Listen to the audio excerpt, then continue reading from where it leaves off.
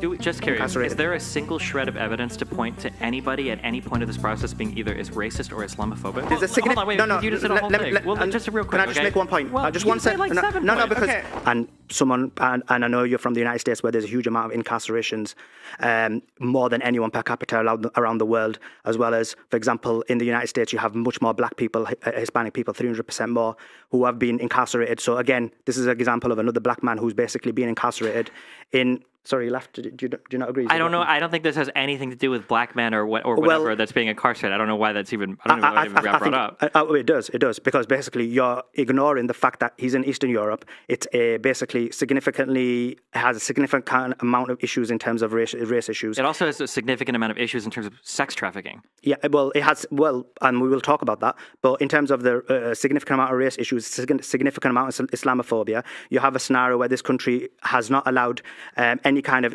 dark immigrants into their country, but now they've changed that for Ukrainian immigrants and allowed a significant amount in.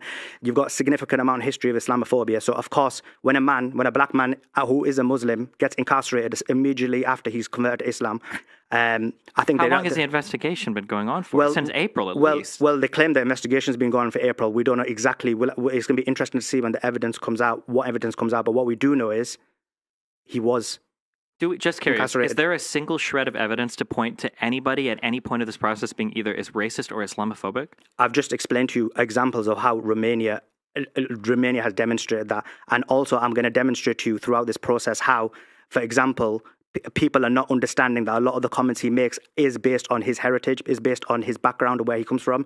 Something which I understand you may not understand based on your upbringing and being a white man. Sure. So let me ask that one more time. Is there a single shred of evidence that anybody has participated in any Islamophobia or racism in regards to the Andrew Tate case? No. I've just given you an example of Romania having a significant amount of racism. Well, I think it'll be harsh to call it racism, but it's a significant indicator. If you're not letting people who have of dark color into your country, but you're letting people of white color into your country, I think that says a lot. Okay, so I'll ask a third time, and if you don't have an answer, that's fine. You have no evidence of any Islamophobia or racism present in the Tate case. I've just given you evidence. You're telling me that the country as a whole maybe have had problems with racism, but in this particular case, I'm curious if there's any, like in the United States, if something happens and a cop was racist, we might look for like a statement that the cop has made. You wouldn't just say that like, wow, a black guy got arrested, that's racism, right? But you're saying that because he got arrested, it's racism and Islamophobia. So I'm curious if there's any evidence of that whatsoever. No. What I'm saying is, when you look at the scenario, there is the significant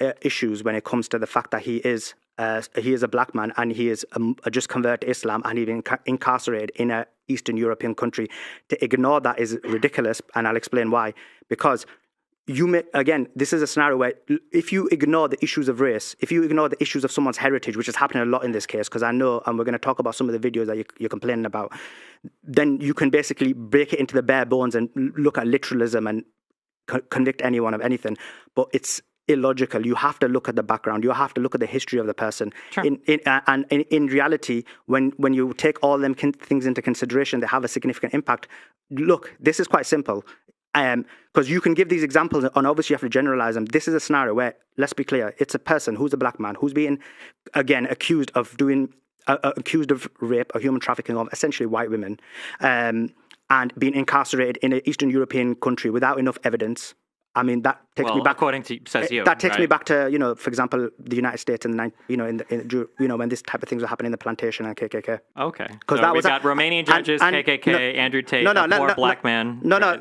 You can minimize it, but the issue is not minimize it. But let's talk about this. There's a significant. You just did a whole thing. Well, just a real quick. Can I just make one point? Well, just one second. Like 7 points. Because basically you have a significant issue where black people are being accused of rape by white people, and it's happened significantly throughout the West. You've seen it now with Benjamin Mendy. You saw it with Greenwood footballers who were accused, and now after losing so many years of their life, they've finally been let out. So to think that this is not happening subconsciously or consciously is an issue. Okay, so just this is a personal feeling that I have. I think that when we pivot to other cases, I feel like it's because we know that this case is very weak.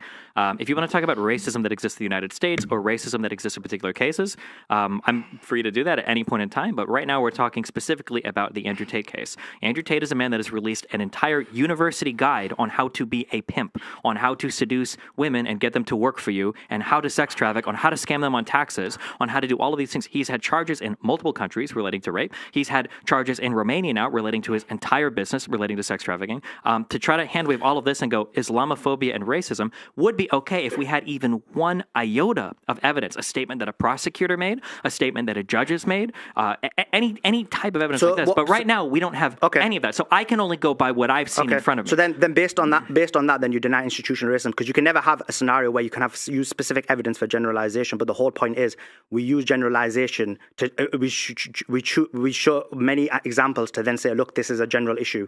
So that's you the might first use point. generalization. If you want to talk about generalization, that's fine. But we use generalization to talk about general issues. We don't use generalization to talk about a particular issue. You not at all. What happens is you use specific issues to create a generalization, and then said generalization is used for subsequent issues. That's actually how it works. In terms of, but a lot you're of a good debater. You're a good debater. It's not about being a debater. With what you're arguing, I can say you've been human trafficked. Has Andrew Tate been a net positive or a net negative for society?